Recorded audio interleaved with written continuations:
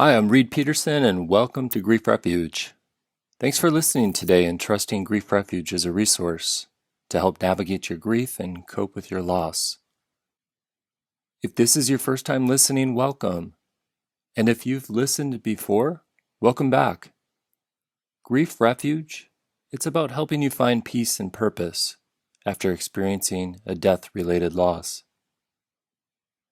This podcast was created with the intention to help validate everything that you're going through, to take time to reflect, and to honor your loved one. Here at Grief Refuge, you'll learn healthy ways to manage grief. You can also find comfort, hopefulness, and a sense of peace in regards to your loss, as well as finding a way to embrace life and move forward. Through the stories and conversations shared on this podcast, my intention is to help you work through the heavier, more painful feelings that go hand in hand with grief. Grief is hard and grief is painful. I'm glad you're here, and I promise to do everything I can to provide the best support to you. Before we begin, I want to mention a couple important points. Because of the depth and the nature of this topic, it may be more beneficial to not multitask while listening. Rather, I invite you to use this time for your self-care and personal reflection. Please use this time to settle in and relax and allow your grief-related feelings to run their course. If anything, please use this time to mourn your loss. Also, this podcast publishes episodes twice a month. When you're grieving, that's a lot of time in between each episode, and you may need more resources.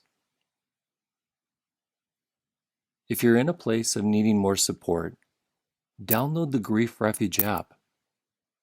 The Grief Refuge app helps provide comfort and support on a daily basis.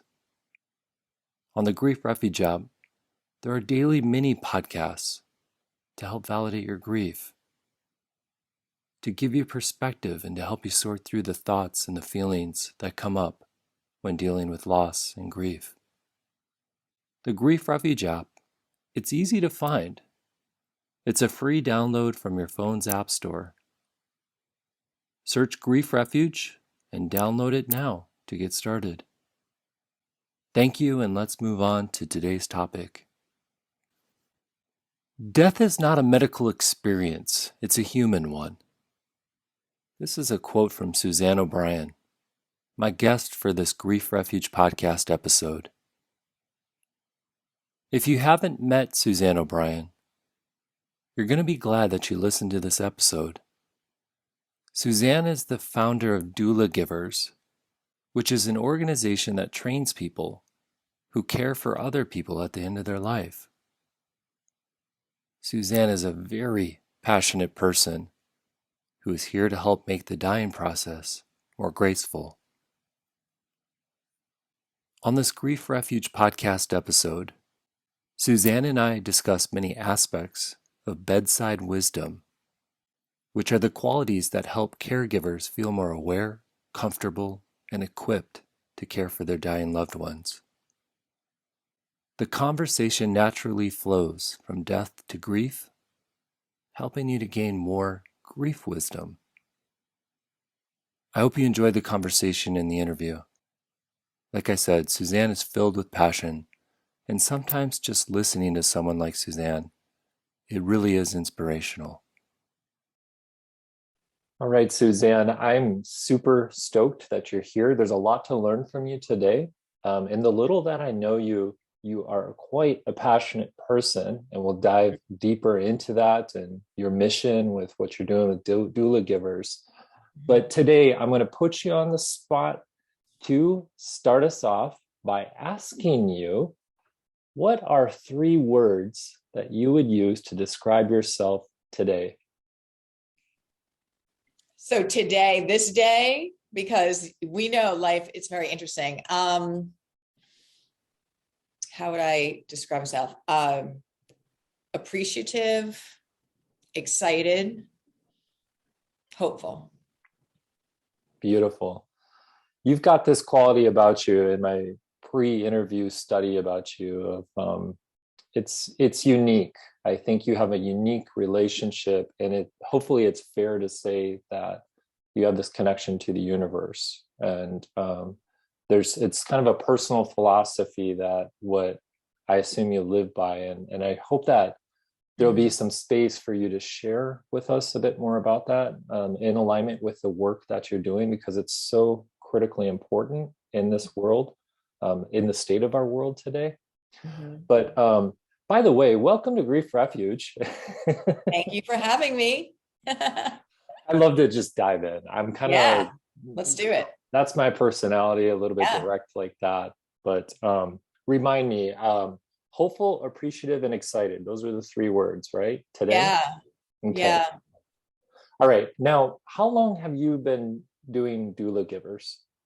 So I started Doulagivers in 2008. And I've been working I'm a registered nurse by trade. So I was working as a nurse. I started as a nurse's aide, then I went to nursing school. And then I became a medical surgical nurse, which is wonderful in the average, medical world. And I kept feeling this pull towards our elders, towards end of life in that area of care with, by the way, not having any background or experience. So I wasn't really sure why I was being drawn to that.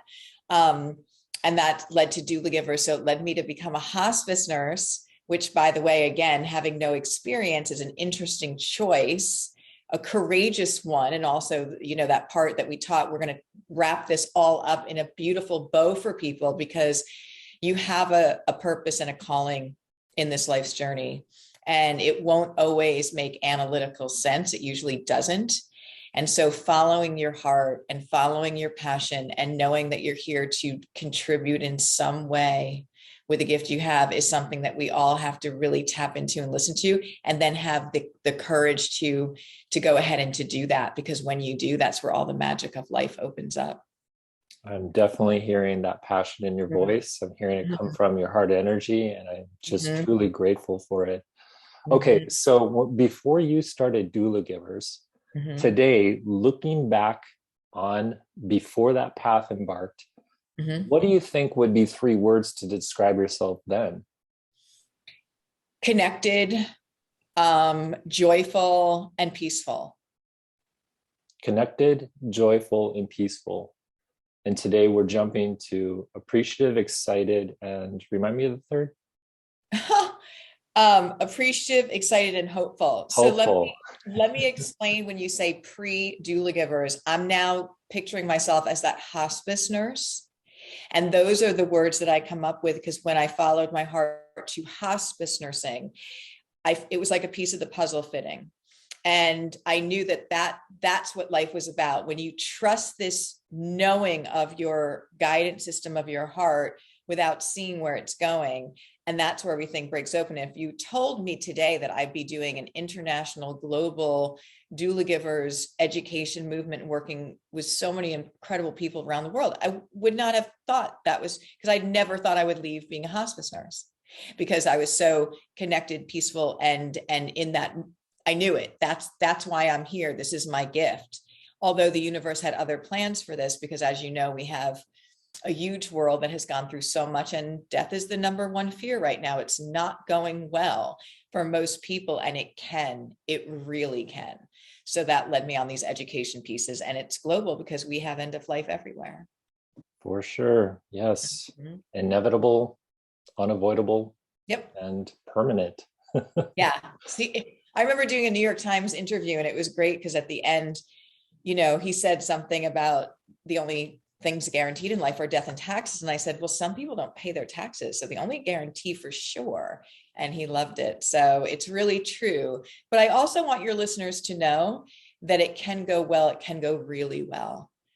Like by 80 to 90% better. I've had the most beautiful sacred end of life experiences. And I want everyone to know what those elements were that allowed that to be so for not only that patient, but for that family as well.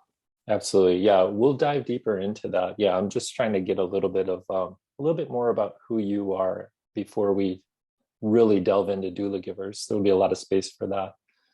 And so this question came in this prep of, okay, connecting the dots from then to now, 3 words then, 3 words now.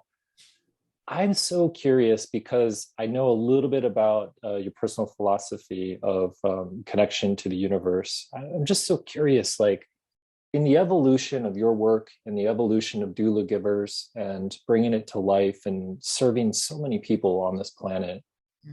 if there's one thing more than anything else, what would you say has brought you more joy? The connection. Can you tell us a little bit more about that? What that means? Yes. So I think that when you have the honor and privilege of being in the space with somebody at the end of life, it doesn't become more real than that in a bunch of ways, but in one very important way is that there is an energetic frequency that you are able to be a part of, to feel, to know, that allows you like a glimpse of a much bigger picture that's happening in our world here. And it's all heart centered, that we're all connected, and that it's almost like you're breathing air for the first time because it's so peaceful and connected. And it's like you've been looking for, found something you've been looking for that you might not know you were looking for. And so when you work in that space, and it's so heart focused, the families, the patient, it doesn't matter who you are, how much money you have, titles, that's all disappears. So the personality of ourselves, really what we've been taught in this world is value and success. What you look like, how much money you have, and all those labels is your personality part of you. But at the end of life, we're 4 bodies of energy. So we're holistic beings. And at the end of life, you have a physical, mental, emotional, and spiritual part of your being. At the end of life, I've sat with so many people and seen their physical part of them start to diminish, and I've seen their spiritual part grow. And there's a certain place in that journey where they have one foot in this world and one foot in the next. They get all this information. There's a clarity. It's almost like they are able to look at their life, go back and look at all their life with a different lens on. It makes sense. They understand. It's all wisdom and heart. It opened up a whole galaxy of what's going on in this journey when we keep it very small. So when you are in that space, and again, I've been with so many people at the end of life and been so honored to be, I have been able to pull from a lot of that experience, and connected is the word. And so when you're able to understand that there's so much more going on here, that it's about love, it's about togetherness, that we are all so much similar than different, it really puts things in perspective in a very, actually a very simplified way, about presence and gratitude and compassion, and that we're all connected. Because if I lived with a philosophy that we're connected, I would want the best for you, no matter who you were in the world. And we need to bring the awareness that death teaches us about how to live back into our world now. It's a beautiful articulation and a beautiful reflection, and I'm deeply appreciative. It brings forth a better understanding of where you're coming from. One last question about kind of your personal take on things before we transition to doula givers. So is it fair to say you put a lot of your trust into what the universe provides? I try and say at this point, and again, we're human beings and we're works in progress, right? With no judgment. I try and say that's really the only way that I try and live my life.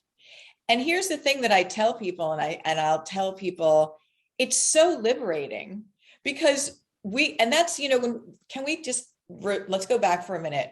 If I were to describe my life before I became a hospice nurse and trusted in that, and thank goodness I did, because I often think about, if I didn't trust that calling, because on paper, it didn't make sense. I would be leaving a nursing job with better pay, better hours, and better benefits. So why would I go do an end of life nursing job with no experience? But I said at that point, I'm just going to trust this. I just want to see what this is, because I haven't been able to figure it all out yet. I was happy, but I knew I didn't hit it. And so when I did, and I got there, it was so incredible. But also, I said at that moment, I am never going to make another decision other than, how do I feel? Not what do I think? how do I feel about it? And it has kept opening doors for me. But I also tell people you have two directionals. You have the mental mind, which is your personality, I call it your internal Google, what's been put in. And then you have your all-knowing wisdom and heart guidance. And there's two. So it can be confusing if people don't understand that. When you trust your heart guidance, it will never steer you wrong, right? And it's also extremely liberating, because if you just show up to say, how can I contribute? What's my gift? Let it just unfold.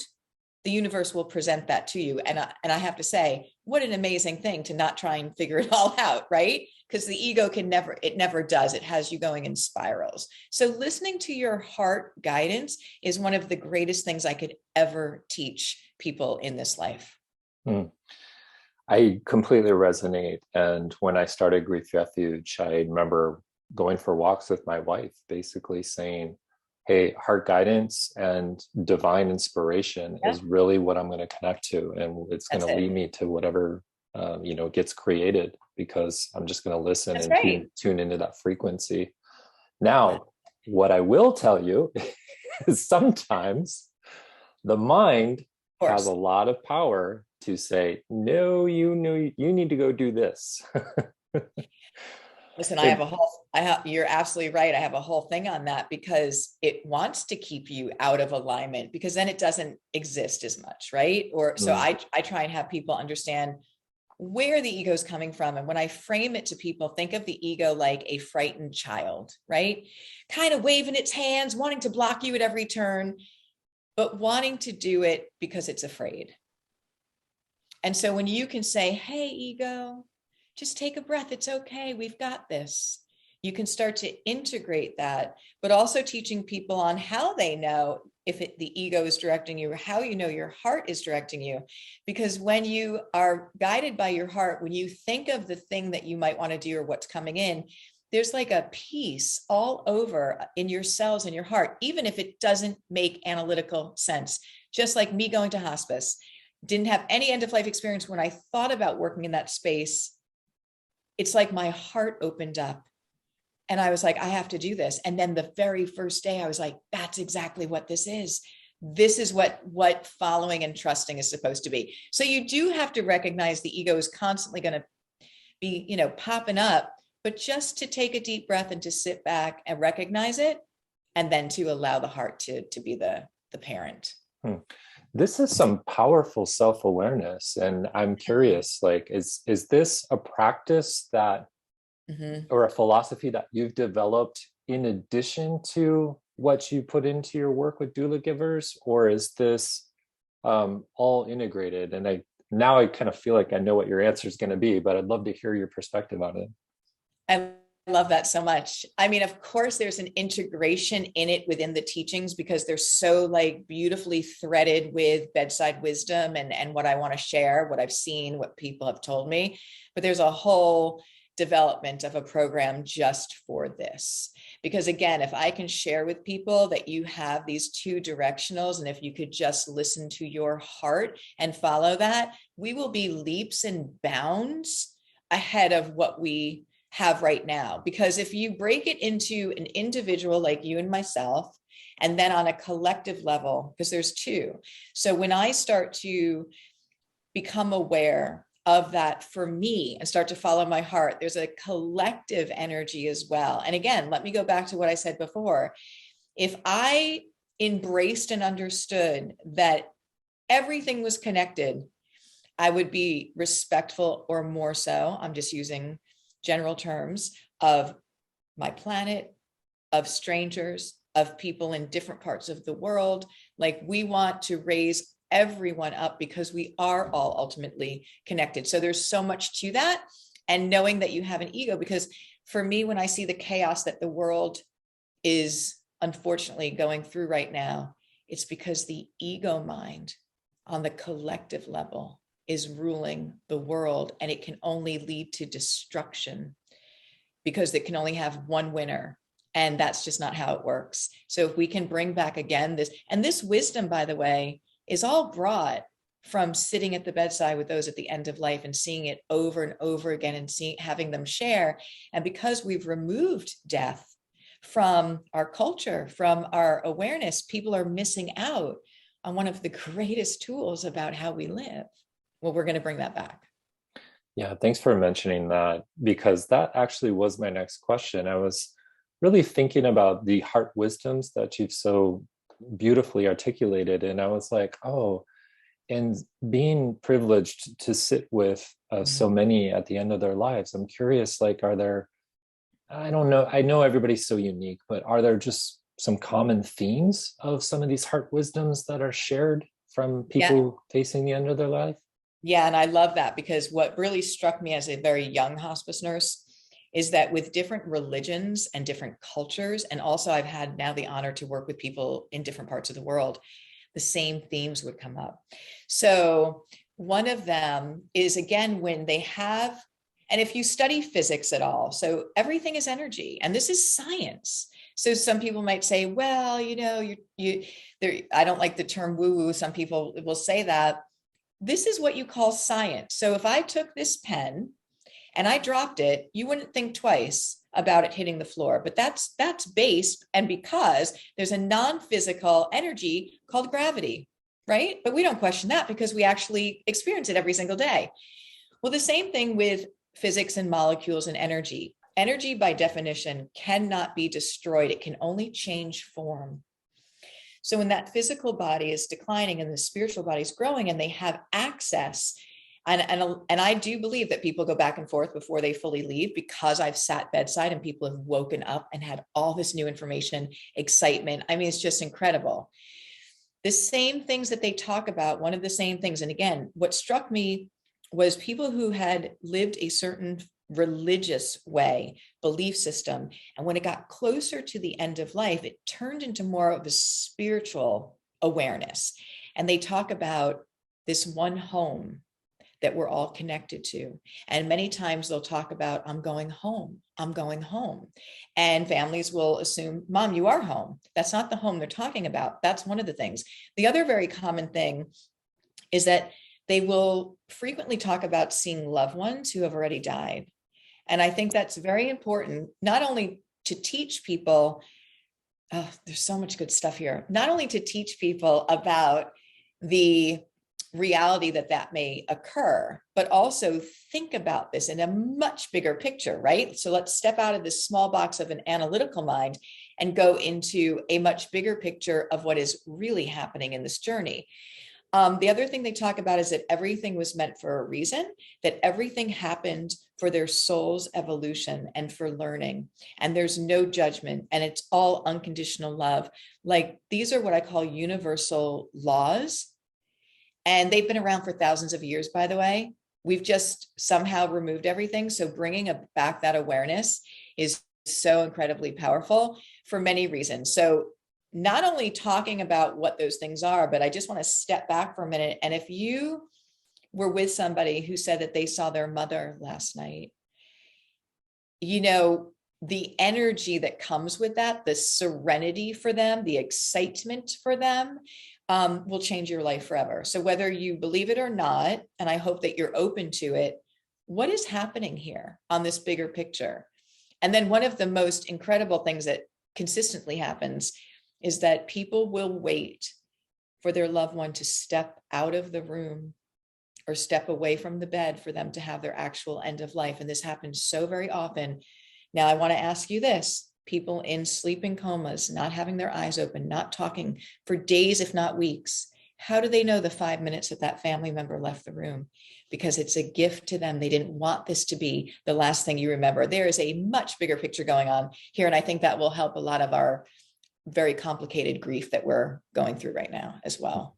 Very powerful. And just the way you talk is deeply inspirational. So I'm just kind of hanging out here being a sponge and be like, tell us more, tell us more. It's so good to get to know you. Okay. We're long overdue to learn more about Doulagivers.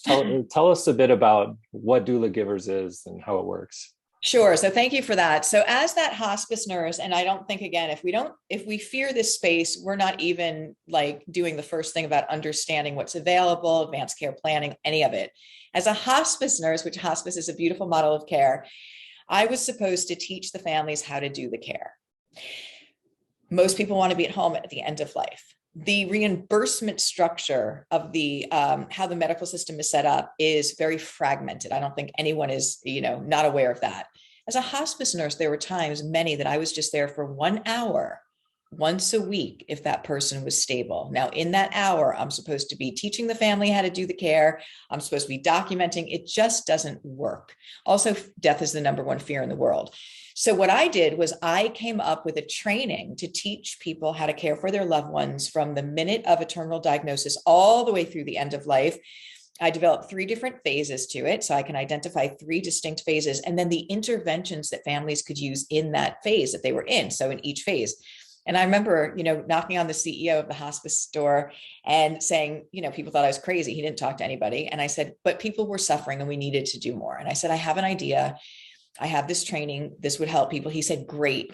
I love it. Can't do it. I said, why? He said, because we're not going to get reimbursed for it. It's not going to fit in the reimbursement structure.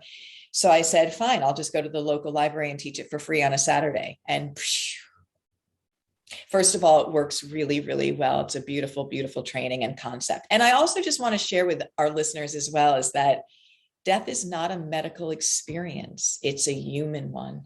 And we forgot that. And when we can bring back these skills that 100 years a grandmother used to teach a grandchild, but because I've been able to work with so many people and put it into a beautiful, digestible training and context infused with beautiful stories, it has really seemed to absolutely change lives. And also at this time, we've had over 150,000 people worldwide register for that. But I do want to give you what really solidified that training for me, not only doing it that way, but I went and volunteered in Zimbabwe, Africa in 2012. And I remember knowing that death is so very difficult and challenging. And in our country, and we have so many resources with medication and things like that, that there are places that don't have such. And so I ended up volunteering and then going over and doing hospice care there. And they don't have the medical, support system that we have here in medicines. And I was watching the nurses teaching a neighbor how to care for the person who was dying in the next hut without all of the equipment and things of that nature, just even by understanding stages. And I thought, and having them stay with that family for the duration, not the hospice nurse running in and out, like a birthing doula. And I thought, that's it.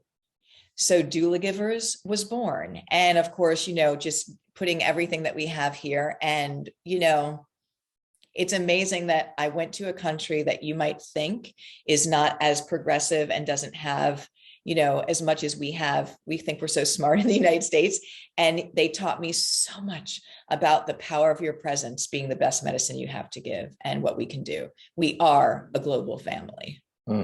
Wisdom comes in all shapes and forms. There it is. Yes. Yeah, keeping the heart open. It's so beautiful. That's it. Well, with the trainings and the skills that are taught, as a grief expert over here, I'm so curious, is there space in the curriculum for any type of anticipatory grief, like one that maybe assumed logically happens with the families, who are not as prepared for their loved one in their end of their life? Yeah, I have to say that most people are not prepared right now because we're treating death as optional. I want to also share what has been one of the biggest surprises with that training is the power that it has to heal grief. And I'm talking about people write emails and share things that 40 years holding on to their parents' end of life, 30 years holding on to their mother's end of life. Even parents whose children have died, they share that this training brought peace. And I think because it has so many beautiful, truthful layers. And you talked about inspiration, and we talk about the natural way that end of life is, and the non-judgment, and that life continues, because this is what people say at the end of life. And I have no doubt in my mind, if it's not obvious already, that this is a temporary housing. This is a journey, and that it continues on, and that our relationships with our loved ones continue in a different way, but they're still there. And that's why it's extremely important, not only for preparation and understanding, but also for understanding the rebirth. I'm saying death is having a rebirth of having the option to have home funerals and home wakes and being able to, and I often think, what is the magic that's happening in those 3 days of that home wake that allows people to have the healthiest grief and bereavement moving forward? And I think it's this: if we don't rush that process when that person dies, and we stay there in that space in silence, and our families still feel their love, maybe more than they ever have, then they see that the person has not been breathing and the body is not living, but they feel them. And I think that gives them a whole different way that they move forward in grief and bereavement. So I think there's so much here again about planning and talking about, because Reid, if I lived with the awareness that my parents one day will not be here like they are today, I treat that day very different. When my mom asked me to go to lunch, I find the time to go to lunch. You know why? Because I don't know that I'm going to. So I'm prepared that one day this won't be the journey we know it. And that in and of itself helps tremendously. But we're just not living with that awareness anymore, but we're bringing that back now. Yeah. Mm-hmm. Yeah, I'm deeply appreciative. So you got me thinking about the word trauma a little bit. Mm-hmm. And the reason why that comes to mind is because I've worked with so many clients who described losing their parents, mostly like adults who have lost their parents, facing the end of their lives.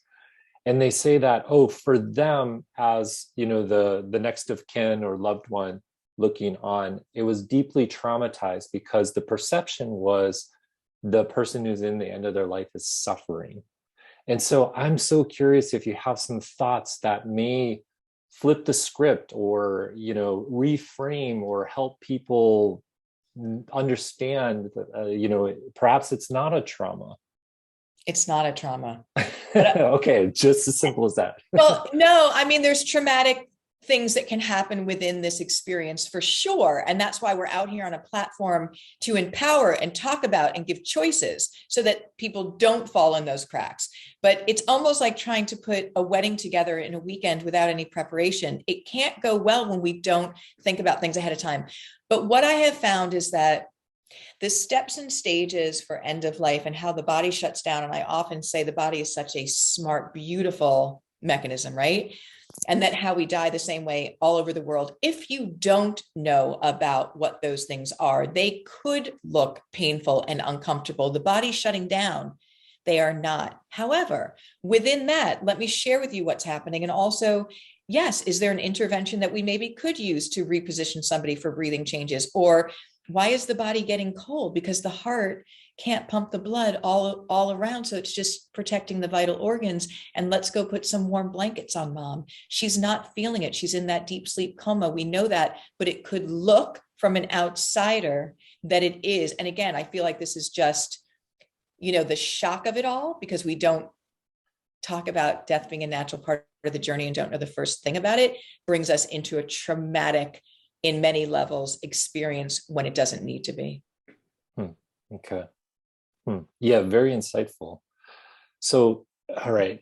Other people that I work with too, they, now that they've lost their loved one, the dying process has happened and death has occurred.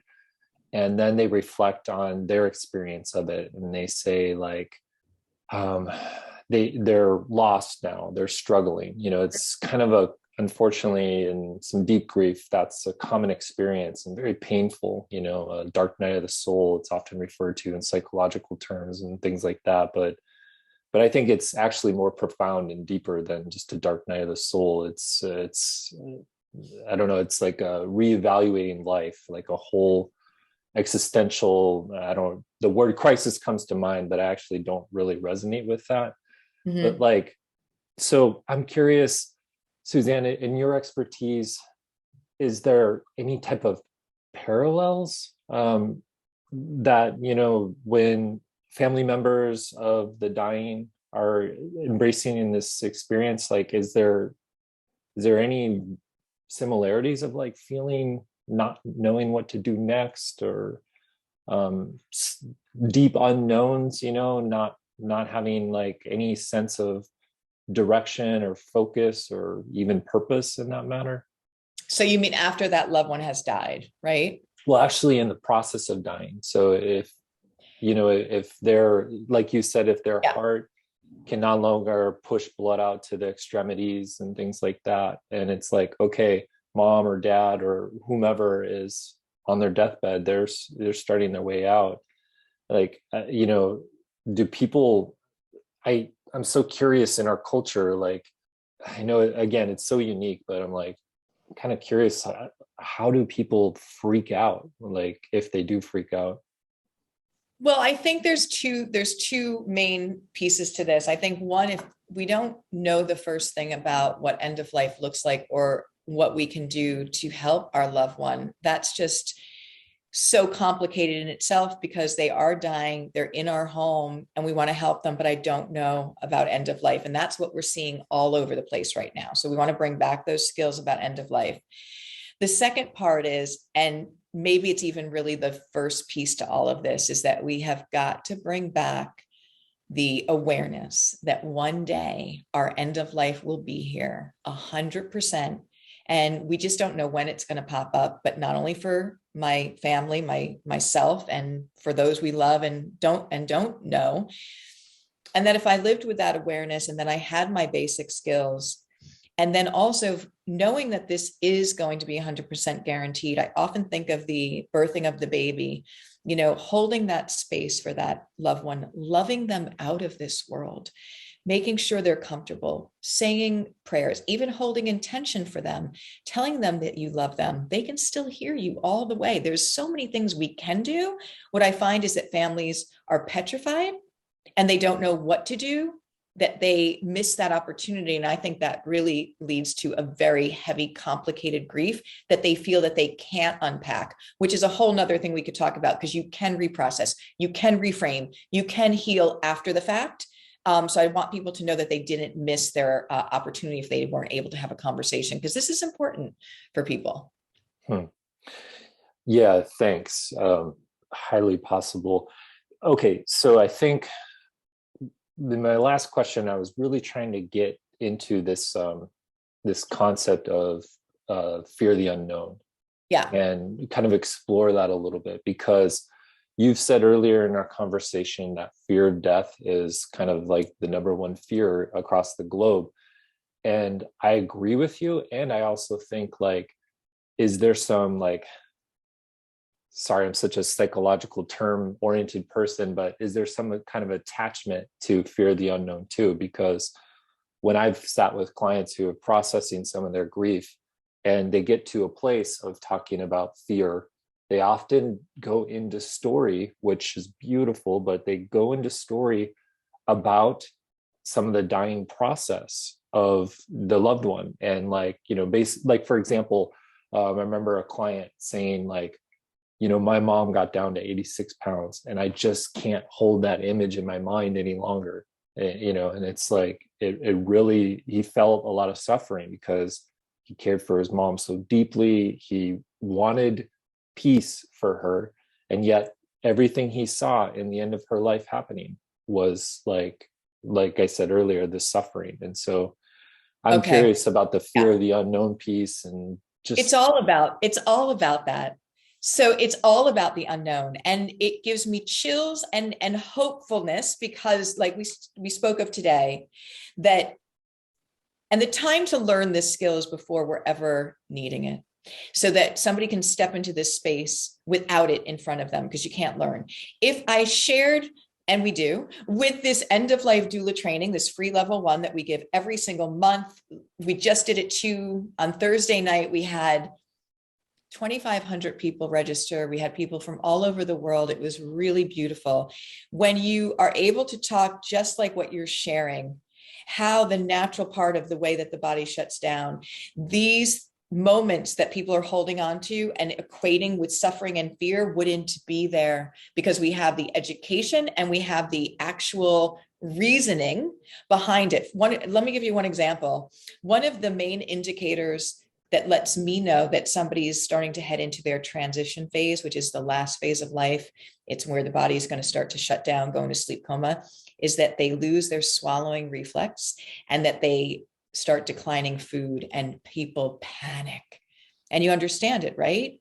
But if I share with you the rationale, and I do, that the body is so smart and it's saying, I'm not absorbing the nutrients and I don't need them.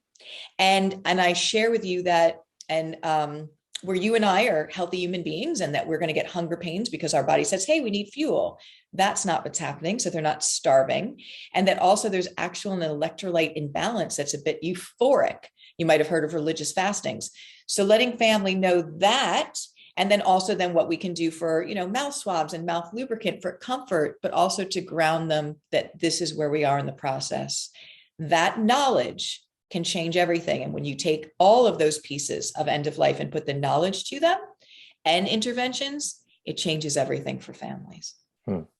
Fantastic. So, okay, here's the deal. If you told me, Reid, don't fear death, I would say, I can hear it like in the vibration of your voice speaking that you 199% believe that. And so that's going to be like very motivational for me. And I'm going to be like, yeah, in my own mind, I want to believe that. Reid, don't fear death. And so, but there may be just a little bit of Reid's personality here. There may be a little bit of inner conflict there. Reid's a complicated guy.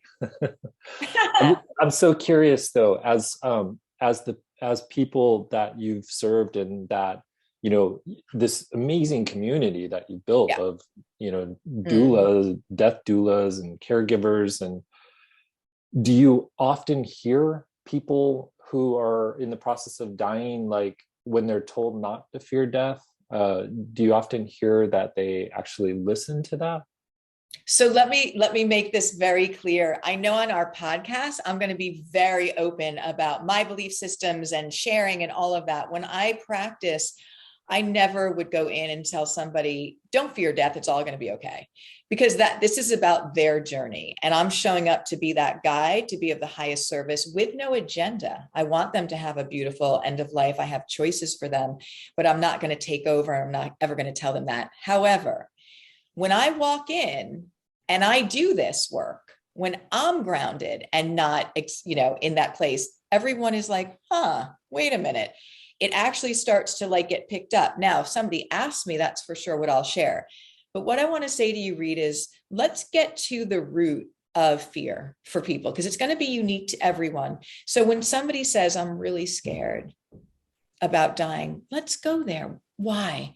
Well, when I was a little girl, my grandmother was dying and they wouldn't let me see her. And then she was gone. And there is an attachment and a story. Or they might say, I don't know, because I don't know anything about this. Again, it's individual, but let's not put fear in just this huge bucket, which it is right now.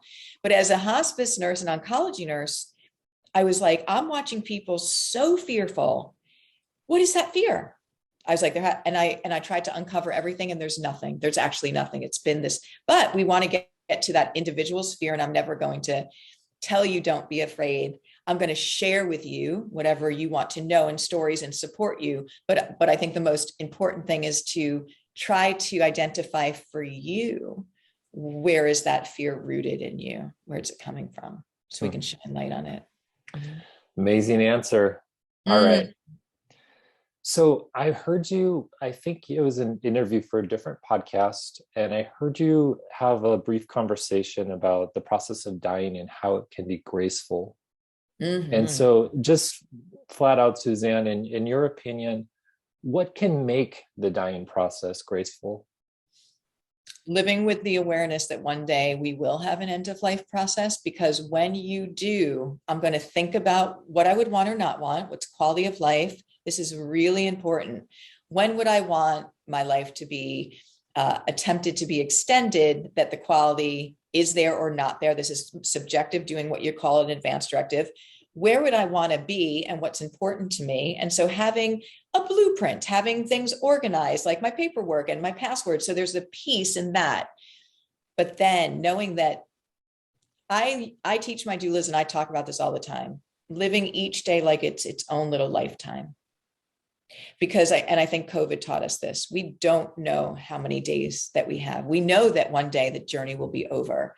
And for me, the fear of most of my patients wasn't really a fear of dying, it was a fear that their time was up and that they didn't live the way they wanted to live, that they kept putting it off and putting it off. And now they have a time limit and they can't go back and do that. It was a regret. So I want us to live, because when we do that and we get to that space, you can say, okay. Well, I tell you what, I am deeply grateful that you have this educational program, these trainings available, because you are a teacher. Definitely, education is almost like in every answer you've provided, it's at like the essence of who you are. And like you shared, how you beautifully described early in our conversation about like, what you're connected, how you feel connected, and your inner wisdom and your calling and everything. It's just fascinating. It's so wonderful to have you as a guest. Two last questions. Who, in your opinion, who is the Doulagivers training meant for? I want to say everyone, and that's probably just not the best answer. It's really for, again, the adult children that are going to be caring for their aging parent. It's that, we have an elder care crisis right now, and people aren't even calling it. I've been calling this for years within medical systems, is that we have never seen an aging population like the one we have now in history. And it's only projected to continue to go for decades to come. So who does it fall on? It usually falls on a female, the adult child of aging parent. That's who I want to support. That's who I want to give the education. And that's who I want to have these, groups of conversation and back and forth, so that you can have these things in order. And that allows it to be 80 to 90% better when we get there. Yeah. I'm signing up, because I want to learn more how to help you or support when it's my mom's time, truthfully. Okay. So remember those 3 words? Well, the 6 words. Yeah. One last question about that. So since you're a purpose-driven person, and you have a vision and you have the drive to go get what you feel called to do, I'm going to ask you your prediction, 3 words to describe you probably 5 years from now. Wow. Home came to my mind, and I don't know why, but that can have all different kind of connotations to it. I do feel that I'm very much living my purpose. Obviously, I know there's more for me to do, but home came to mind. So there might be a big kind of jump in our reach, or how we're doing that at that point. Gratitude is always a part of everything we do, and blissful. Wonderful. Well, we definitely look forward to the growth of Doulagivers and the growth of you. And who knows, maybe you'll be running for president. You've got that powerful voice. I want to thank you for what you've done and for giving me this platform. And I also want people to know that we're here together in this journey, and that we need to show up for one another. And because I have this background in oncology and hospice, and I have a lot of experience, this is my gift to share and my support to share. And we have so many platforms for you to access that in free ways and community, that I just want people to know that we're together, and we've got this for you. Awesome. Suzanne, this has been a joy and a pleasure. Thank you so much for being a part of Grief Refuge. Thank you, Reid. Thank you so much, everybody. Thank you so much for listening to the full interview. I'm deeply grateful for your trust in Grief Refuge and all the stories and experiences shared here on this podcast. Grief and healing is important work, and although it's painful at times, it's really worth it to help heal your heart, your mind, and your soul. Remember that if you need more grief support, download the Grief Refuge app. It's a daily companion that is made to help comfort and support you through this difficult journey. All you have to do is search Grief Refuge on your phone's app store. Also, please give this podcast a rating and review. Your feedback is deeply valued, and it's listened to. We want this Grief Refuge podcast to best serve your needs. And the more you let us know, the better we can provide. So please rate and review the Grief Refuge podcast on your favorite podcast player. Thank you. Take care. Keep honoring your grief. Keep listening to your heart. Please be kind to yourself, and talk to you soon.